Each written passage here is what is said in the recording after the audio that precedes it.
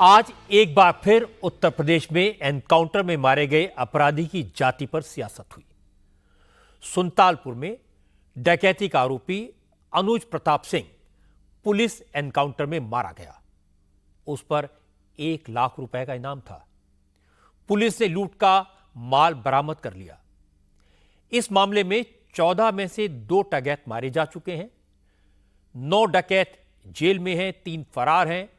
पहला एनकाउंटर मंगेश यादव का हुआ था। उस समय आपको याद होगा अखिलेश यादव ने कहा था मंगेश यादव था, इसलिए पुलिस ने उसे मार डाला। आज अनुज सिंह का एनकाउंटर हुआ। अनुज राजपूत जाति से था, तो अखिलेश यादव की पार्टी ने कहा अब योगी एनकाउंटर में जाति का संतुलन बैठाने में लगे हैं। अब से थोड़ी देर पहले खबर आई कि महाराष्ट्र के बदलापुर में छोटी छोटी बच्चों के साथ गलत हरकत करने वाले आरोपी ने पुलिस की रिवॉल्वर छीनकर फायर किया। जवाबी कार्रवाई में उसे गोली लगी और उसकी मौत हो गई। तो क्या अब महाराष्ट्र के इस केस में भी जाति देखी जाएगी? नौकरियों में, ट्रांसफर में, पोस्टिंग में, ऐसे कई मामलों में विरोधी दलों के नेता जाति देखें, जाति के नाम पर सियासत करें, ये ठीक है।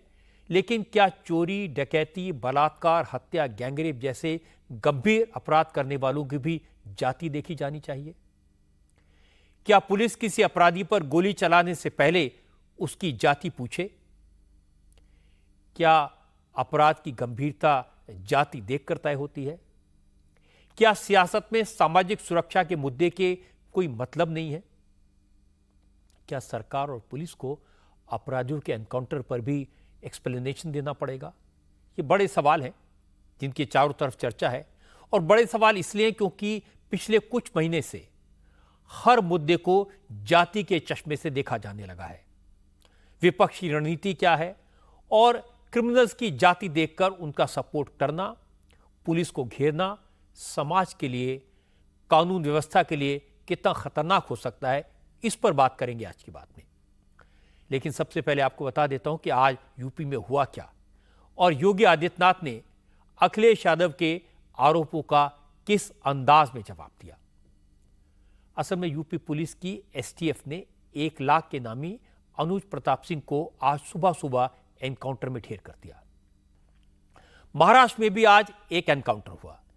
इस एनकाउंटर में बदलापुर में नाबालिग बच्चियों से रेप का आरोपी अक्षय शिंदे मारा गया।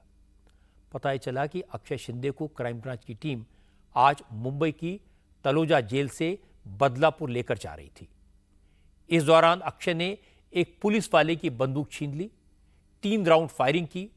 जवाब में वैन में मौजूद दूसरे पुलिसकर्मी ने अक्षय पर फायर किया। गंभीर हालत में अक्षय को कलवा के छत्रपति शिवाजी हॉस्पिटल में भर्ती कराया गया, जहां उसकी मौत हो गई। अक्षय शिंदे को बगलापुर के स्कूल में छोटी छोटी बच्चों के साथ गलत हरकतें करने के इल्जाम में गिरफ्तार किया गया था। इसके बाद अक्षय की वाइफ ने भी उस पर सेक्सुअल असॉल्ट के इल्जाम में केस दर्ज कराया था। इसी केस में पुलिस पूछताछ के लिए अक्षय शिंदे को जेल से बदलापुर पुलिस स्टेशन ले जा रही थी। लेकिन मुंब्रा बाईपास के पास अक्षय ने एक अधिकारी की रिवॉल्वर छीनकर फायरिंग कर दी। इसमें पुलिस वालों को भी गोली लगी है और जवाबी कार्रवाई में अक्षय की मौत हो गई। हालांकि अभी इस एनकाउंटर को लेकर भी राजनीति शुरू हो गई है।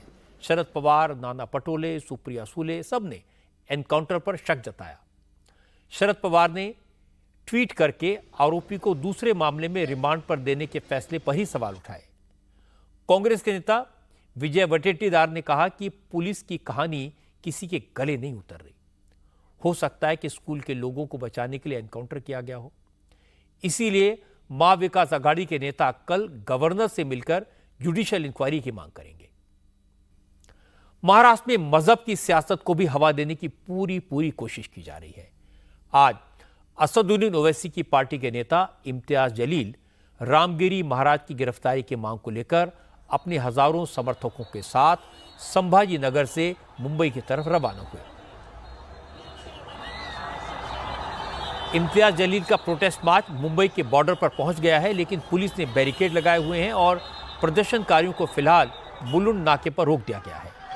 इम्तियाज जलील का इल्जाम है कि महाराष्ट्र में मुसलमानों को मस्जिद में घुसकर मारने की धमकी दी जा रही है, इस्लाम के बारे में गलत तरह की बातें कही जा रही हैं और 60 एफआईआर होने के बावजूद एकनाथ शिंदे की सरकार कोई कार्रवाई नहीं कर रही।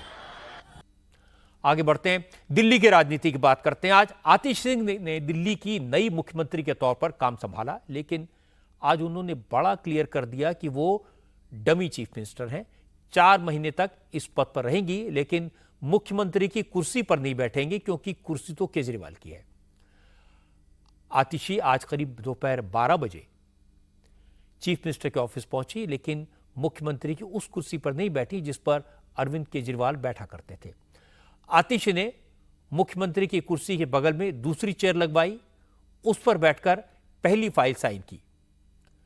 चीफ मिनिस्टर का काम संभालने के बाद आतिशी ने कहा, जैसे भगवान राम जब वनवास गए थे तो भरत ने उनकी खड़ाऊ रखकर काम किया था, इसी तरह वो भी सिर्फ 4 महीने के लिए मुख्यमंत्री बनी है। उसके बाद जनता के आशीर्वाद से अरविंद केजरीवाल एक बार फिर दिल्ली के मुख्यमंत्री बनेंगे और तब तक ये कुर्सी उनका इंतजार करेगी। लेकिन हरियाणा में लड़ाई कांग्रेस और बीजेपी के बीच ही दिखाई दे रही है। बीजेपी हरियाणा में कांग्रेस की गुटबाजी को बड़ा इशू बना रही है। आज अमित शाह ने हरियाणा में 2 पब्लिक मीटिंग्स की और दोनों रैलियों में अमित शाह ने कांग्रेस को दलित विरोधी, आरक्षण विरोधी बताया। चूंकि हरियाणा कांग्रेस की पूर्व अध्यक्ष और सिरसा से लोकसभा की सांसद कुमारी शैलजा टिकटों में बंटवारे से नाराज चल रही हैं, 11 सितंबर के बाद से ही कैंपेन से दूरी बनाए हुए हैं। कल उन्होंने मल्लिकार्जुन खड़गे से मुलाकात की थी। खड़गे ने उन्हें मनाने की कोशिश भी की, लेकिन लगता है कि बात पूरी तरह बनी नहीं। इसीलिए आज खड़गे हरियाणा में होने वाली दोनों रैलियों में नहीं पहुंचे। हालांकि कहा तो यह गया कि खड़गे की हेल्थ ठीक नहीं है, इसलिए वो रैलियों में नहीं पहुंचे, लेकिन अमित शाह ने अपनी रैलियों में कुमारी शैलजा की नाराजगी को इशू बनाया, उसका जिक्र किया। अमित शाह ने फतेहाबाद की रैली में शैलजा का नाम लेकर कहा कि कांग्रेस दलित विरोधी है, कांग्रेस ने कभी दलित नेताओं को सम्मान नहीं दिया और राहुल गांधी तो अमेरिका में जाकर कह चुके हैं कि कांग्रेस वक्त आने पर आरक्षण को खत्म करेगी। अमित शाह ने कहा, अगर हरियाणा में कांग्रेस की सरकार बनी तो दलितों, पिछड़ों को आरक्षण नहीं मिलेगा। एक कांग्रेस पार्टी दलित विरोधी पार्टी और हमेशा से दलित नेताओं का अपमान करने का काम कांग्रेस पार्टी ने किया। चाहे डॉक्टर अशोक तंवर हो, चाहे बेन कुमारी सैलजा हो, सबका अपमान कांग्रेस ने किया है। अभी अभी राहुल गांधी अमेरिका में बोले हैं कि विकास हो जाने के बाद आरक्षण की जरूरत नहीं है, विकास होने के बाद हम आरक्षण हटा लेंगे। भाई हमारा हरियाणा तो पूरा विकसित है। आरक्षण चाहिए या नहीं चाहिए? जरा जोर से बोलो, चाहिए या नहीं चाहिए? एससी का और ओबीसी का आरक्षण अगर कोई इसकी रक्षा कर सकते हैं तो केवल और केवल नरेंद्र मोदी कर सकते हैं। अब बात करते हैं केंद्र सरकार में कृषि मंत्री शिवराज सिंह चौहान की।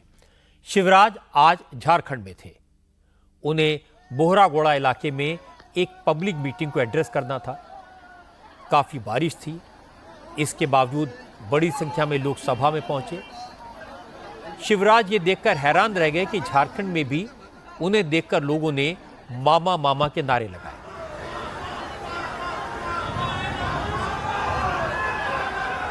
इसके बाद शिवराज सिंह भी सड़क पर भरे पानी में पैदल चलकर रैली में पहुंचे और यहां उन्होंने भांजे भांजियों की बात की। शिवराज ने कहा, अब झारखंड में भी बदलाव होने वाला है, बारिश बंद होगी, अंधेरा छटेगा, सूरज निकलेगा, कमल खिलेगा। और अब बात करते हैं करोड़ों की आस्था के प्रतीक तिरुपति बालाजी मंदिर की। तिरुपति बालाजी मंदिर का आज शुद्धिकरण किया गया। सुबह सुबह ब्रह्म मुहूर्त में ही पुजारियों और धर्माचार्यों की देखरेख में शुद्धिकरण का विशेष अनुष्ठान शुरू हुआ।